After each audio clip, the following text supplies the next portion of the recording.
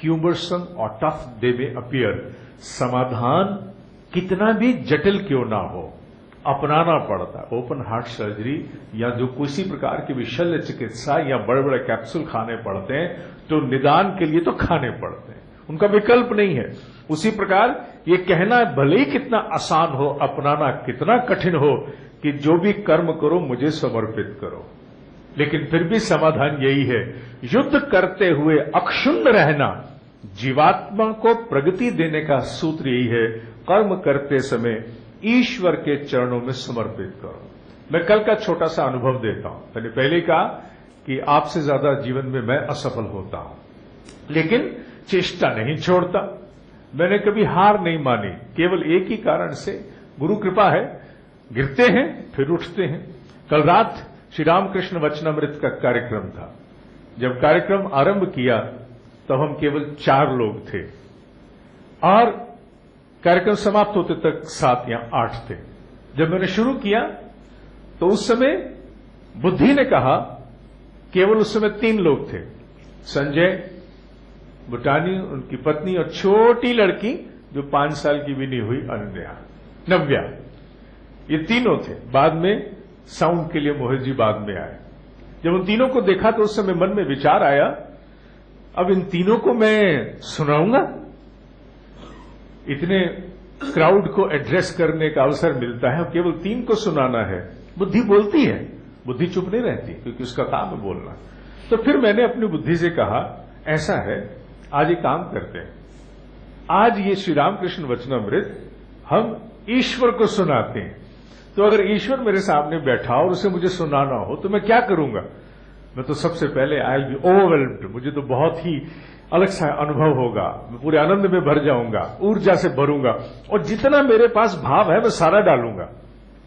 तो मैंने उस कमरे में उन तीनों को पूरी तरह से छितराते हुए ईश्वर को सामने बिठाकर कल रात लगभग 45 मिनट तक रामकृष्ण वचनामृत सुनाया। रिकॉर्ड करना रह गया, अन्यथा मैं भी सुनता कि भाव में आकर के जब हम ईश्वर की सेवा में बोलते हैं, अभी तो मैं आपकी सेवा में बोल रहा हूं, लेकिन जब ईश्वर की सेवा में बोलते हैं तो वो कैसा होता है।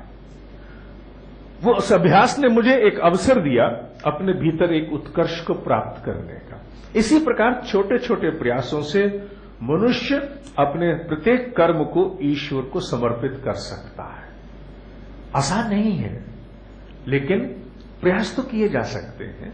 प्रयास करने में जाता क्या है? गीता का श्लोक कहता है, जो भी काम कर संघर्ष करते समय मुझे समर्पित कर, सफलता असफलता यहां तक कि लेथार्जी भी स्वीकार कर और जो कुछ भी उपलब्ध हो गया वो भी मुझे समर्पित कर। और तू केवल युद्ध कर 3 भाव बनाते हुए, क्या? आशा रहित हो जा, नो एक्सपेक्टेशन, केवल युद्ध कर रहा हूं मैं, मुझे जो काम करना है पूरी ईमानदारी से कर रहा हूं, बिना किसी एंजाइटी के।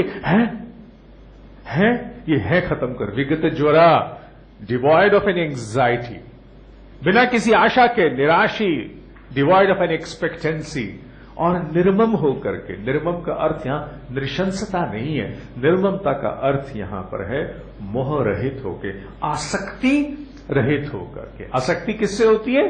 खोने और पाने से बड़ी आसक्ति होती है।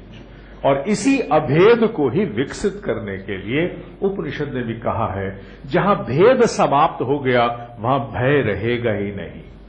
जहां भेद नहीं है कुछ पाने या खोने का, वहां भय काहे का? भय तो उसी का होता है, मेरी जान न जाए, मेरा सम्मान न जाए, मेरा धन न जाए, मेरा प्रियजन न जाए, मेरा मोबाइल न जाए, मेरे कपड़े में कोई खरोंच न लग जाए, मेरे जूते पर मिट्टी न लग जाए, मेरी कार टच न हो जाए। जहां अभेद होना शुरू हो जाता है वहां भय जाना आरंभ कर देता है। उपनिषद और गीता ने तो प्रिस्क्रिप्शन दे दिया। उपनिषद ने तो केवल कहा अभेद विकसित करो, भय चला जाएगा, और मौन हो गया। गीता मौन नहीं रही। गीता 3रे अध्याय के 30वें श्लोक में 3-30 में आगे बढ़ के प्रोसीजर देती है कि संघर्ष करना आवश्यक है, लेकिन निर्मम, निराशी, विगत ज्वरा, आशा रहित होकर के, मोह रहित होकर के और आशंका रहित होकर के संपूर्ण कर्म मुझे अर्पित करो। यहां तक कि अपनी लेजीनेस भी मुझे अर्पित करो, अपनी जो भी तुम्हारी चीज है मुझे अर्पित करो। तुम्हारे अंदर कोई भी कमी है, चाहे वो लोभ की है, काम की है, क्रोध की है ना, कोई बात नहीं, कहो परमात्मा ये कि मैं कमी आपके चरणों में समर्पित करता हूं और मैं आगे बढ़ता हूं। तो निश्चित रूप से धीरे धीरे ईश्वरीय हस्तक्षेप मनुष्य को आगे बढ़ाता है।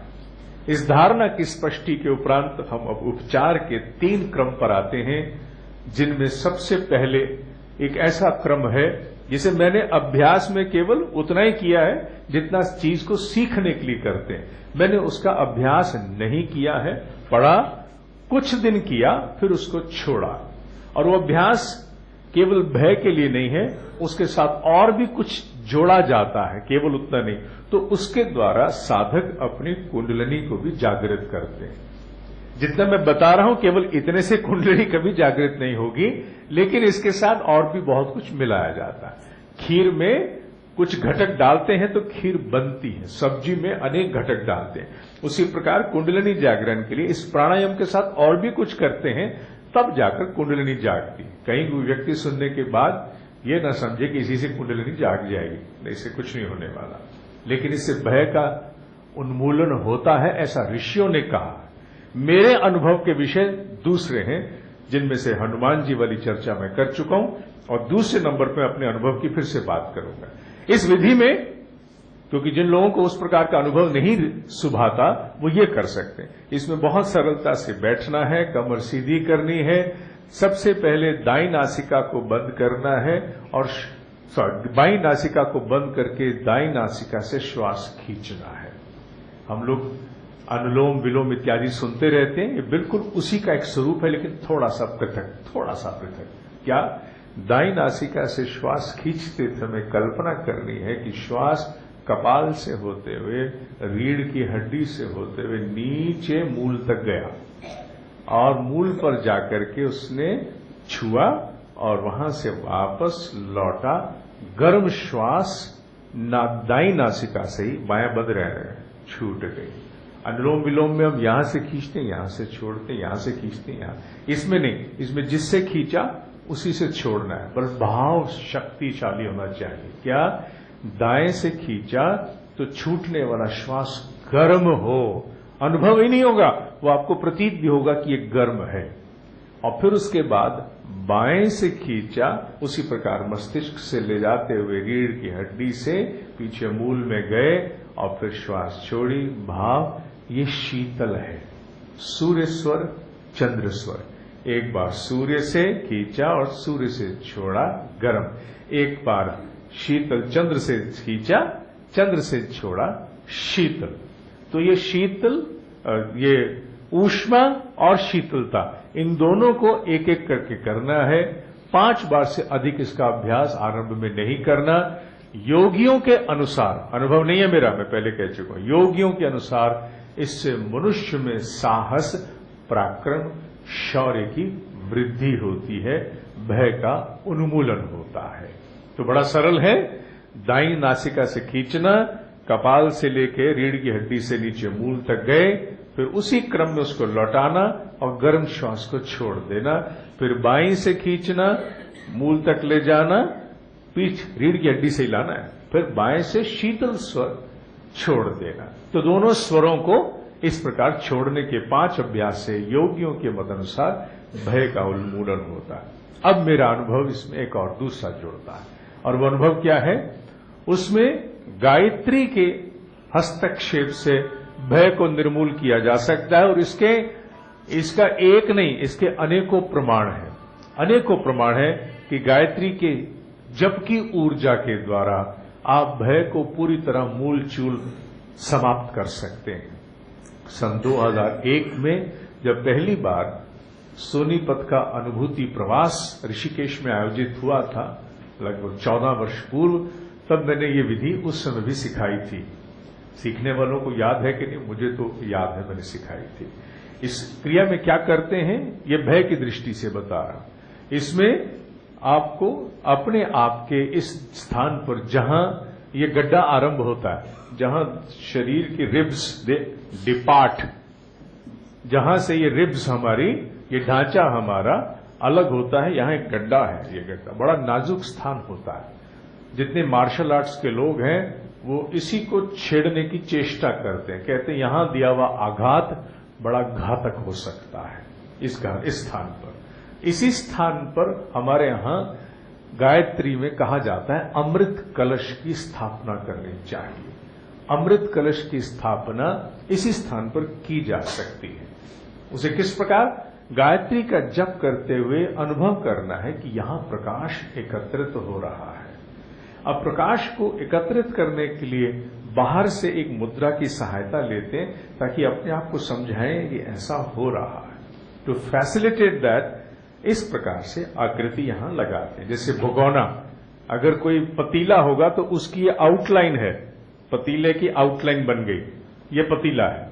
तो इस तरह से इसको यहां रखना है कि यहां मैंने भगोना रख दिया और आंख बंद करके गायत्री का जप, उच्चारण नहीं, जप।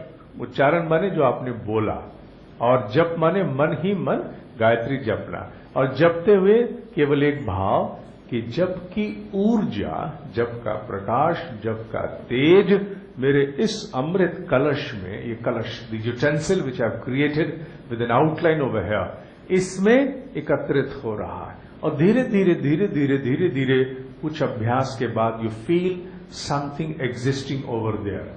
और फिर इस ऊर्जा का प्रयोग सबसे अधिक उस समय होता है जब कोई भी विचार जो आपको आशंकित, द्रवित या किसी प्रकार से विहल या भयभीत करने की चेष्टा करता है, उस समय ये ऊर्जा यहां से एकाएक उठ करके और आपके पूरे मस्तिष्क को संभाल लेती है। भय का प्रभाव सबसे पहले मस्तिष्क पर आता है, सोचने समझने की क्षमता समाप्त होने लगती है, स्मृति काम नहीं करती है, निर्णय लेने की क्षमता छितरा जाती, क्या करूं क्या न करूं कुछ समझ में नहीं आता। तो brain ceases to work at the potential which it should be working eight.